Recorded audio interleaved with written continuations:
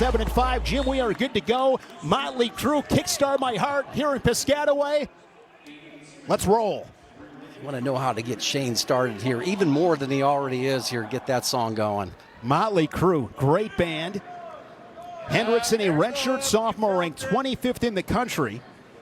7-5 record, 1-2 in duels. His dual meet losses to Luke Lillidahl of Penn State. That match was here on the Big Ten Network, and Jacob Moran of Indiana. Legs are good. Keep them off balance. Forward, forward. You know, both these guys, you know, with these type of rankings here, you know, would be national tournament qualifiers here with the rankings that they possess at this point. But, you know, you can't have too many losses to guys on the backside of this thing. So this is an important match here, just even for just qualifying for the national tournament between these two wrestlers. Aiden Smith, a redshirt freshman from Allentown, Pennsylvania, off to a really good start. Of course, Dean Peterson is now in Iowa City. Smith is 8-1, 4-1 in duels. Coming off an 8-3 loss to Vincent Robinson. Robinson, of course, ranked number 1 in the nation at 125, the returning national champion for the Wolfpack. NC State defeating Rutgers 27-11. No score, 140 here in this first period. What have you seen so far, Jim? A lot of snapping down. Both athletes, when they get their hand on that collar, are going to try to go ahead and snap. Once they get the head stuffed, going to go ahead and run to an angle.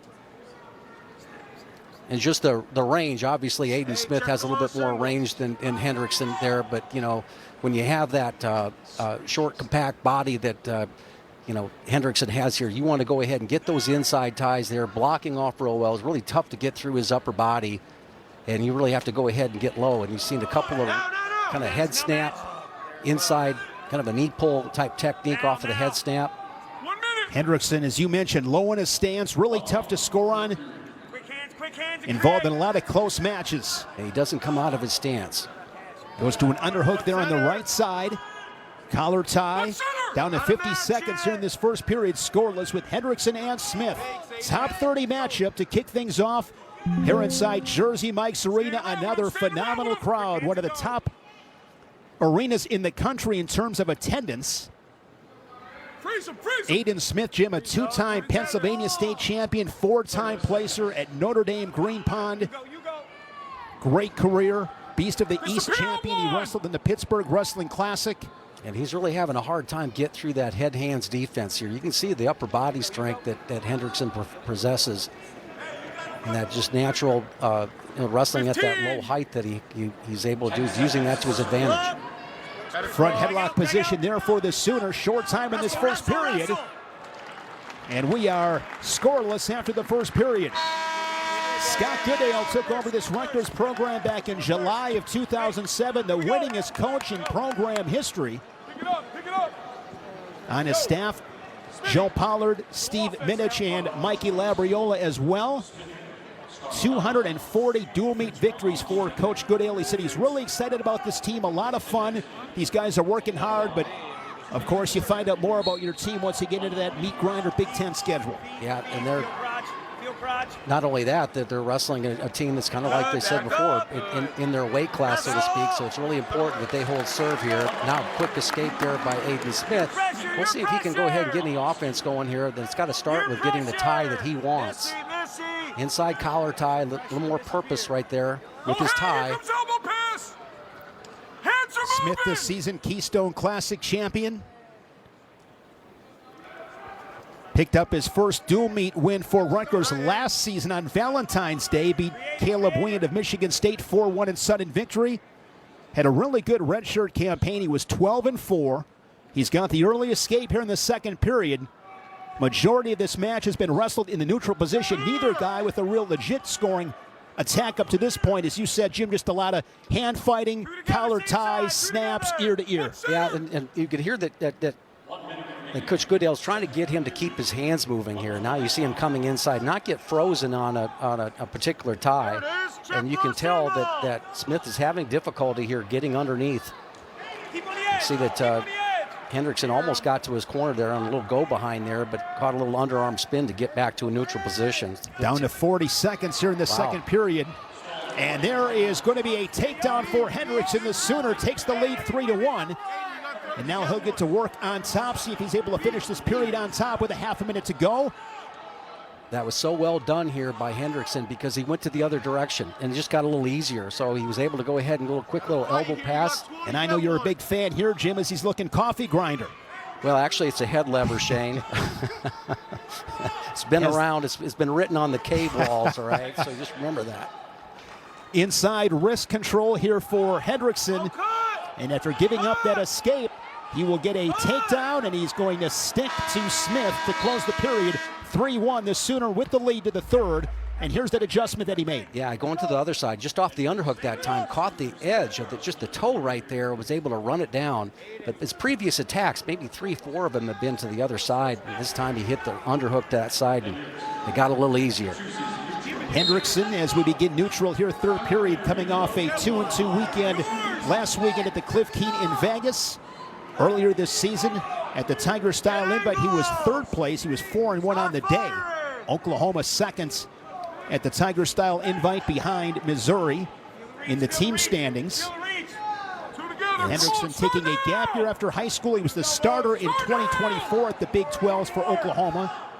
Redshirted last season, and he's up by 2 here with 90 to go in regulation. Yeah, and he's doing a good job of keeping his own balance right now. You know, moving forward when he can, taking the inside tie, now working off that underhook again. What can Smith do, Jim, to get to the legs? Well, he's been wrestling high the whole match, all right? He's got to go ahead and take a little bit more risk now at this point in time. But you can see he's about a half head taller, and he's been really frustrated when he goes ahead and lowers his level, all right? You can see that, you know, Hendricks is prepared to down block.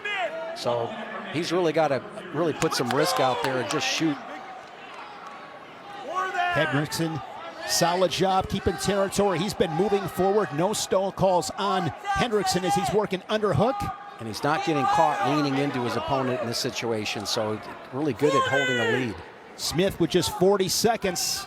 You'll hear me say it every broadcast, you got to begin that sprint. Yeah, and that sprint looks like, you know, maybe you just got to go ahead and shoot and see what develops off of that. You know, you come into the collar tie, but just shoot. Try to make some adjustments. There's a long shot. Maybe you can go ahead and improve his position from here. You don't want to get caught down there. Time hog. Yeah, looking for maybe a stalemate here. Hendrickson wants to keep you in this position. OU just likes right where they are right now. Works that front headlock, and now Smith able to clear the tie, but final seconds in this third period. Second period takedown is going to be the difference for Conrad Hendrickson, the redshirt sophomore. Picks up the winning Piscataway. Now 8-5 on the season, 2-2 in dual meets, a good start for the Sooners. Yeah, good condition there. Hendrickson did a nice job with his offensive attacks, a little misdirection going the other way with his attack. Good match for the visiting team there here to get started at 125. Dylan Shawver, a 3-time national qualifier, over 20 wins in all 3 of those seasons. Remember, that was a wild match, Jim, a couple years back in that 2024 Big Ten final. He beat Dylan Ragusin, then went to Kansas City, placed 7th to earn his first All-American honor. And Dylan Shawver early, Jim, got a cradle locked up. This could be 6. This is all kinds of trouble for Carter Schmidt. It is, and he's got his lock right there. He's collecting back points there. This could be a quick fall. Nope. Carter Schmidt able to fight off his back in that cradle. It's going to be 3 takedown, 4 near fall, and an escape in 40 seconds. And take a deep breath, Jimmy. It's 7-1. He comes right back to his feet, though. That was a heck of an escape off that cradle. Looks like 3 near fall, not to 4, so 6-1.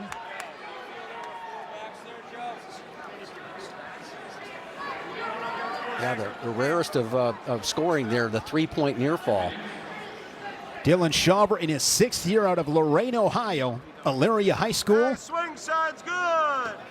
Began his career down at 125. First 3 years at that weight class before moving up to 133. Keep putting up points. Yeah, he's a tall drink of water here for 133. Right hand's hard. He just got his knee a little bit close to his chest on that shot, and then Shawver comes right back into a shot. Talking to Coach Goodale this morning, he said when it comes to Dylan Shawver and most of these Scarlet Knights, you got to keep attacking. Increase the attack rate. Don't stand around. Don't be in close matches. Widen the gap. Put the foot on the gas. And he said with Dylan Shawver, he wants to see Shawver get that dog back in him because he's a dog. When he's right, he's as good as anybody. Well, he's got great balance. He can catch anybody on his back, as we just saw. He's You know, it's one of those things where if he can go ahead and keep the pace of the matchup, he's an excellent scrambler and he's really good in the top position. Seems to always end up on top. So why wouldn't you want a high-paced match? 6-1 score. Shawver, the quick takedown, the cradle for some near-fall points. I was a little surprised there that Shawver really didn't try to finish that technique. There's a sweep single there by Schmidt. And what you don't want to do in this situation is give Schmidt a little bit of confidence that he can push you around a little bit. Dylan Shawver, phenomenal career there in Piscataway. If he stays healthy, he should surpass the century mark and career wins. Another nice double leg, quick finish. Second takedown of the match, and it's 9-1 for the Scarlet Knights. It's a darting takedown there. Just lowered his level first and then darted in there on that double leg. You know, I like that technique. It's a great selection. Attacking above the knee, right at the knees here, and going for both legs. You know, when you're wrestling a tall, lanky guy like that, you attack one leg, he cuts the corner on you, and all of a sudden you're in a little bit of problem, and that leverage doesn't work for you anymore. You know, there's probably 4 or 5 inches of difference in height. So what do? You basically keep him from cutting the corner by looking for 2 legs. If you can get to 1, obviously you can get to 2 in these situations. Good selection. Big first period for Dylan Shawver, 9-2. Shawver last season, 22-11. He was 6th at the Big Tens. Went to the national tournament as a 10 seed. Nothing here. Head of the way. Head of his neck. Shawver lighting things up early with 9 in the first period. He got his offense going early. Yeah, cuts the corner. Now he drives back into him. See how he drives right there, Shane, off of that right foot? All right, that collapses. You know, your opponent right there, able to lock up that cradle. 3 swipes, lower level, good down blocking here. It comes right into both legs, and that was right after he had trouble finishing on the single leg. He goes to 2. Shawver wants to stay on his feet, gives the escape. Now it's 9-3. Mentioned last March, he was the 10 seed, lost to Sean Speidel of Central Michigan, and he won 3 straight matches. He had to beat Kai Arini, Braxton Brown, and Anthony Noto. Lost in the blood round to Connor McGonigal of Virginia Tech.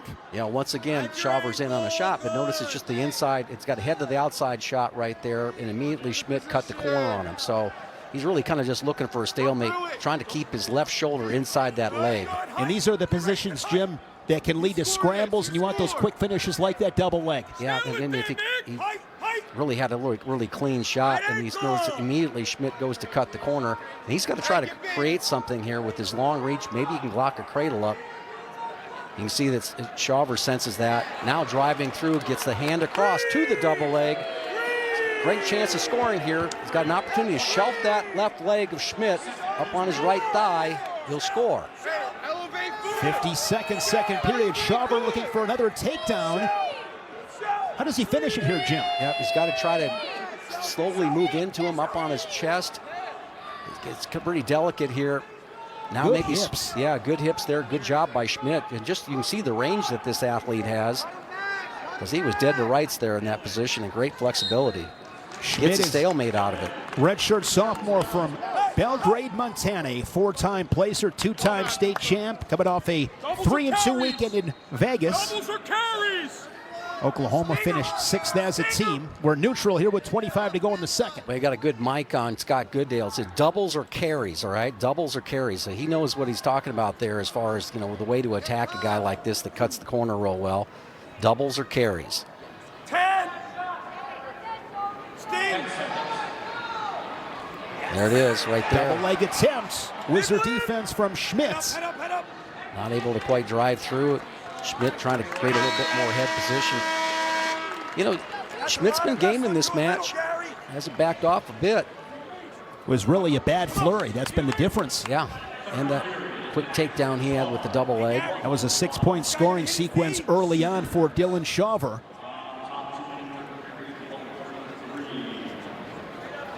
The NWCA All-Star Classic was here inside New Jersey Mike's Arena.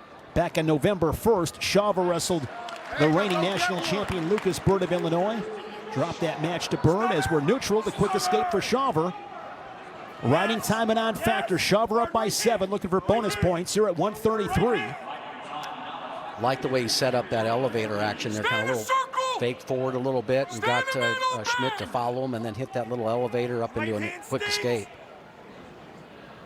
Head in the way, Shawver, when he comes. Minute and a half remaining. There's a shot, but good defense there from Shawver. Yeah, a lot of times able to stay square. Excuse me, Shane. A lot of times, what you know, we were talking about that last match. Okay, you can't get anything going because the guy's pretty compact and low to the ground. Just go ahead and shoot and see if something opens up. Take some risk.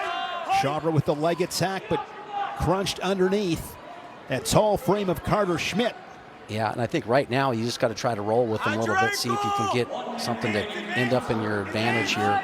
Nice job by Shawver. When your head goes down like this in a scramble situation, you got to pop those hips into him, okay? All right? Steal it. Time ticking away on Carter Schmidt. Yeah, there he comes up really well out the back door. Doesn't really have anything yet. That's a good sequence there. Situation right here for Carter Schmidt and Dylan Shawver. Team points on the line here with 30 to go in the third period. Shawver looking to turn the corner as the scramble continues, down to 25 seconds. Referee Nick Rosso doing a good job of letting these guys wrestle here. Now Shawver coming up here strong. If he can put some weight and even bend that left knee.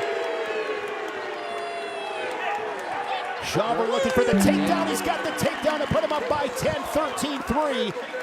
That early takedown in the first, a late one here in the third, will give Dylan Shawver the 13th ranked 133-pounder in the country. Bonus points for the Scarlet Knights.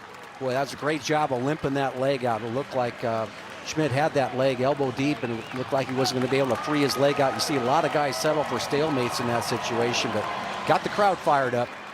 Dylan, and he's been a really good fit here in Norman. Yeah, I tell you what, he was at the Minnesota program, and of course that's where Roger Kish was from. That's where he did his undergrad work here, being a couple-time All-American and second and third in the country. So I think there's some identification there and some familiarity here for him to come and wrestle for his coach, who's a gopher as well. But he's a guy that can go ahead and control ties and all that stuff. Now, you mentioned before, he's up a weight class. We haven't seen him at this weight class, but he looks really solid at it. And, you got to take advantage of some of your physical gifts.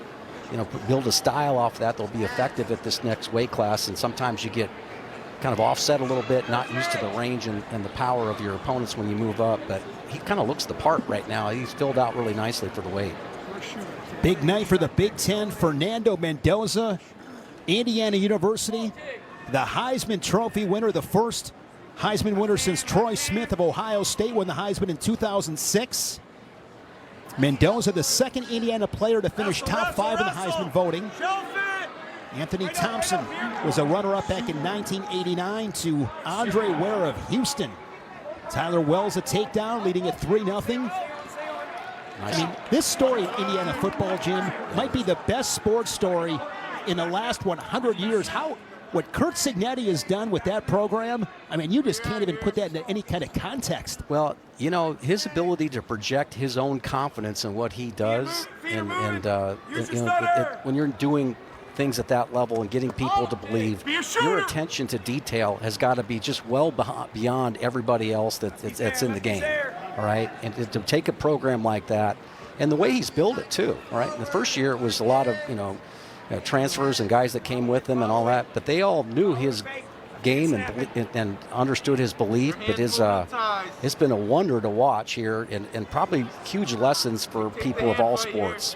One of my favorite quotes, I win, Google me. 45 seconds to go in the first. Wells with a takedown. Wells last season, the 21 seed at the national tournament in Philly, was 2-2, reached the round of 16. As a true freshman in 2024, he fell in the blood round to Evan Frost. Test it. Follow that snap. Follow your snap. Two together right now. Short time, 20 seconds to go in the first period. Yes. Good look. More See with that takedown here with Wells, just seems a little content. This is a situation here where he can really help his team. Yours. And Wells with the first period takedown with A 2-point cushion. Of course, wrestling's version of the Heisman Trophy is the Dan Hodge Trophy, given to the nation's best college wrestler. Last year it was Oklahoma State's Wyatt Hendrickson. Of course, the Big Ten with so many hammers. Handful of guys with their eyes on that Heisman Trophy. After some blood time, Parkkins will go in the bottom position. Parkkins is from Nazareth, Pennsylvania. Gets that quick escape to make it a 1-point match. Won 2 state titles, over 150 wins. 3-time placer for the Blue Eagles. And this is the first dual meet of his career, a special night for him, repping that Scarlet Knight singlet in a dual meet for the first time. Good, both sides of the body. Yeah, you can see Parkkins here. He wants to, you know, you just don't want to go down here just getting your couple escapes here and know that this match is being settled on the feet. You got a nice quick escape here. What is your go-to shot? Because you got a minute 24 here to get an answering shot. You got a nice inside collar tie. Drop it and go. Tyler Wells was 5th in Vegas. Wrestled 7 times. He was 5-2 in Vegas. He's 8-4 on the season. A couple major decisions. 1-1 in duels for the Sooners. And he's got a 1-point lead halfway through this second period as they wrestle ear to ear. Yeah. Your shot. Rutgers leading it 4-3. They got the major decision on a late takedown from Dylan Shawver to take the lead. And Parkkins, this is not a good position for him here. He's trying to chase down Wells. Wells has the lead. He's content in this position. We've seen it at the end of the first period, and now we're seeing it again now. You've got to go ahead, and you know that he's going to reach on you with that collar tie coming heavy, and that's when you got to go. You can't allow yourself to get all tied up in this position, ear to ear. Mentioned Tyler Wells up at 141. Focus now getting better at wrestling and not so much on cutting weight. Brent, here, Teague. 13. 10 seconds.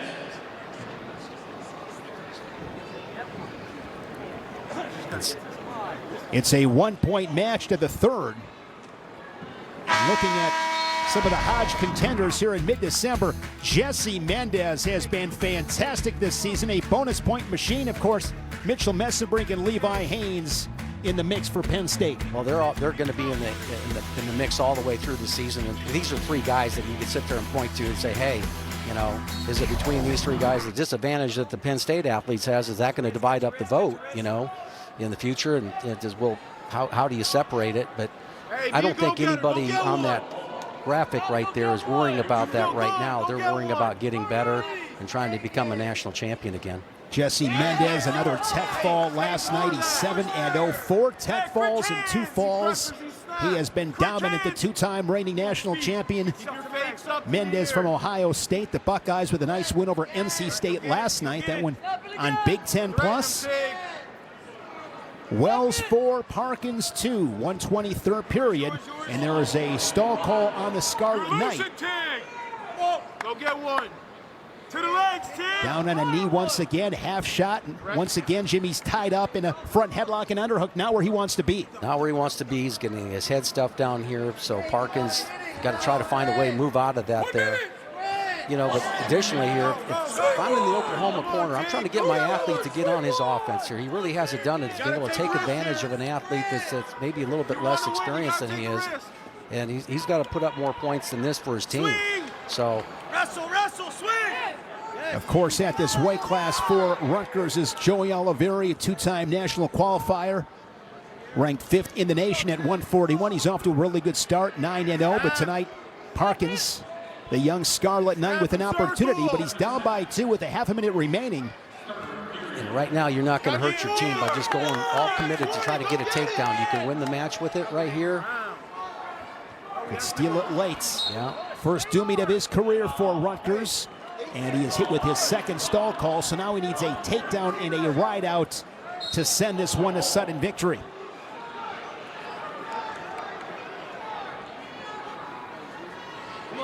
Come on, Ted. Another shot there from Tyler Wells on a single leg. Don't give it up. But this match will finish 5-2 as Tyler Wells in his first season in Norman picks up his 9th win of the season in this his true junior campaign. And with that win, Diego Pavia got a wrestling tie with him. He wrestled at Volcano Vista High School in Albuquerque, New Mexico. Pavia, a 3-time finalist, won the state title in 2020 at 195. And he says, you know what?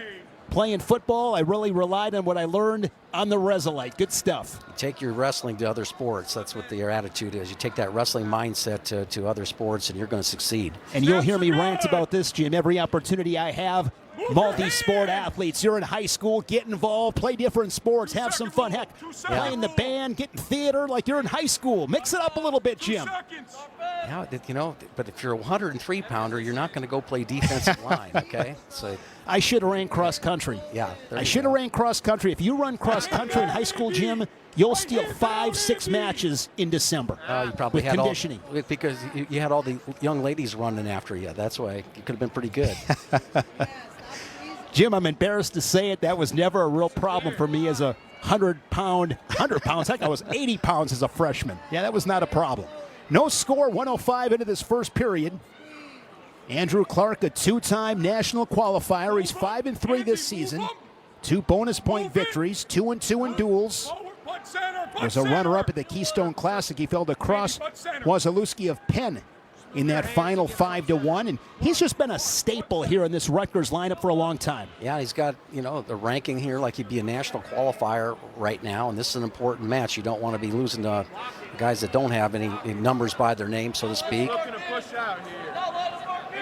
And you just see that, you know, when you have an advantage tie, and particularly in these matches, it may only happen maybe 2 to 3 times a match, right? So in your tight bouts like this, particularly these middle weights here. I mean, these two guys, it's clearly stalemate here. Nice job by Nick Grasso to call that stalemate call there. When they're ear to ear like that, heavy on the collar. Here, let's give them another chance to get together here with an advantage tie. But, you know, you do catch that advantage tie. What are you going to do? Can't wait. 60 seconds to go in this first period.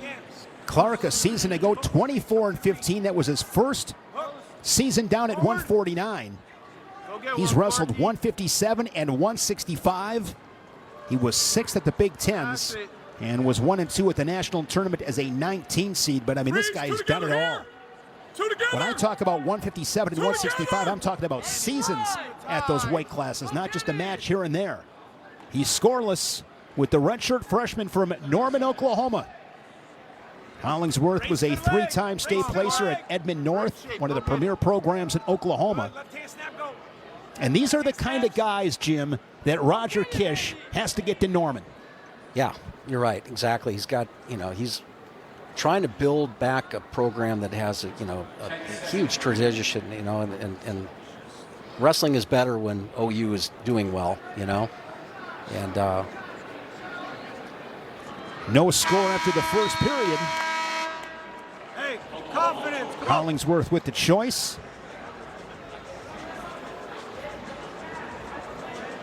There's Roger Kish in his 3rd season in Norman. He was the head coach at North Dakota State for 12 seasons. Done a really, really good job. Yeah, Big Ten champion at Minnesota for Jay Robinson, an NCAA finalist. Well, Jay Robinson obviously is one of the huge mentors of his during his coaching career, and a lot like him. And when you get an opportunity to listen to Roger talk about his team or talk about his philosophy and all that, you know, he's got to do some things that are maybe a little bit unconventional because there's some programs nearby that are sucking up a lot of a talent. They got the ability to, you know, to pay some guys too. But Oklahoma is the most popular school in that state, not necessarily when it comes to wrestling, but with everything else. And you can leverage on that. And if he builds a program here that can be competitive here, they're going to be a great place to go because we've seen the stall call against the Clark. We've seen, you know, if you can get a couple of key guys like Kish was able to do at North Dakota State. I mean, you know, we're talking about Mike Caliendo, Jared Franick, all right. Gavin Drexler from Stratford, Wisconsin was an All-American a year ago. He had a really good team with the Bison. Just tough guys, right? And athletic guys. And I asked him the question. I said, hey, what's it going to take, you know, because you got, I mean, everybody knows who these, you got some phenoms coming up in high school, and that everybody knows they're going to be competitive, and there are huge recruiting wars. Oklahoma's not likely going to get those, but neither was North Dakota State, right, when he was there. You've got to find the guys that fit into your program, fit into your style. And, you know, that's what Jay was able to do, building the program at Minnesota when they won their national titles. Did a lot with homegrown talent. And, you know, I think Rogers got up the same mindset. And he said this is really a moving year for them in his third season.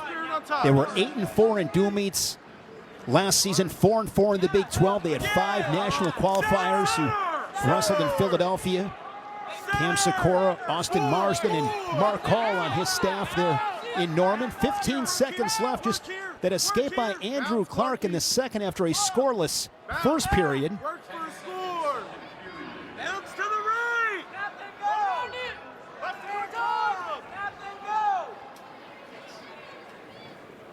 Yeah, but when you talk to him, you get a very cerebral approach to what he's trying to accomplish there at Oklahoma. Very calm, well thought out.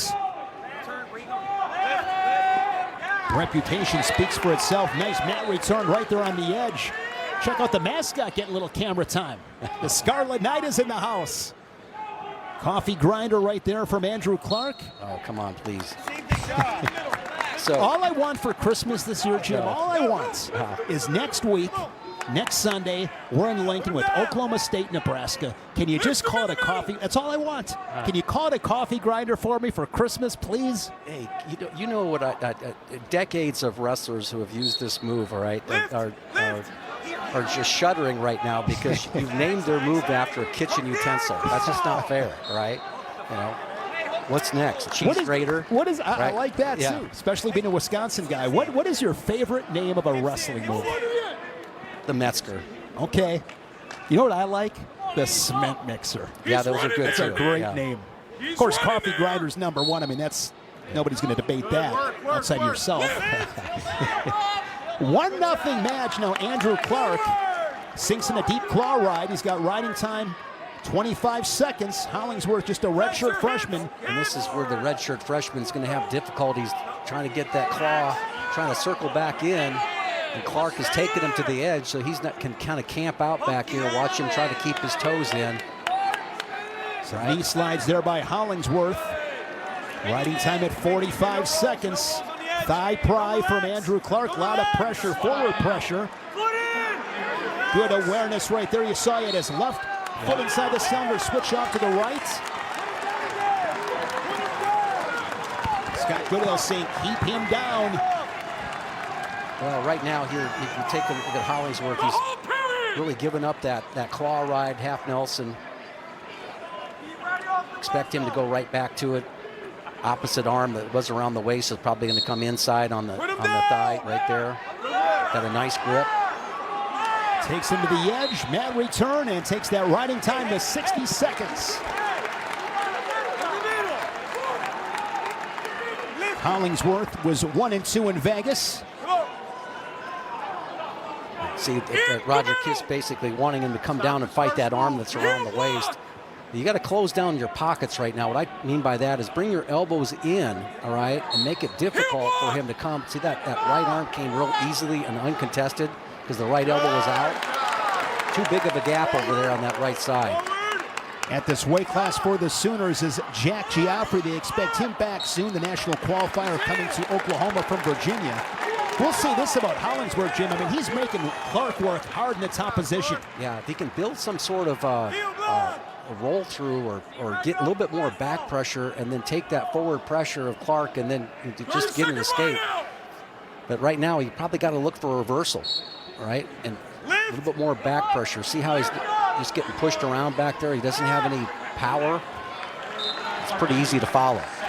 Same situation as Clark and Hollingsworth out of real estate. See that right hand, as Coach Goodale, he said, stay with him here. Okay, just going to keep on moving him off the mat. He's going to keep on grading him here to the edge.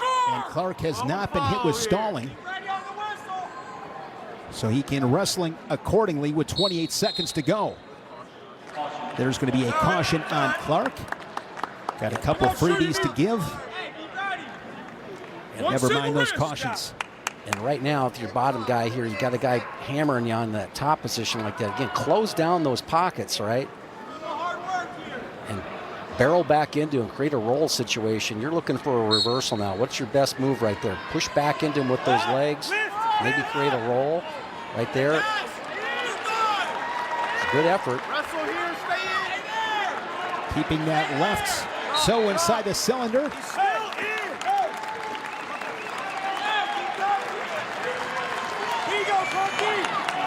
Both these teams wrestle tomorrow. Oklahoma will wrestle Ryder, and Rutgers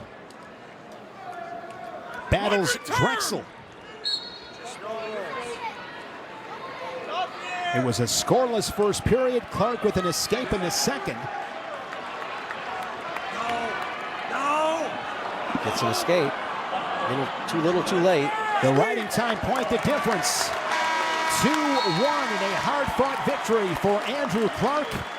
Now 6-3 on the season, as this one has gone back and forth in the first half, and Clark and the Scarlet Knights reclaim the lead. Nice job by Clark, riding tough in that third period. That's tough to do sometimes. This time of year, you're not used to go ahead and putting that full ride on him for as long as you can.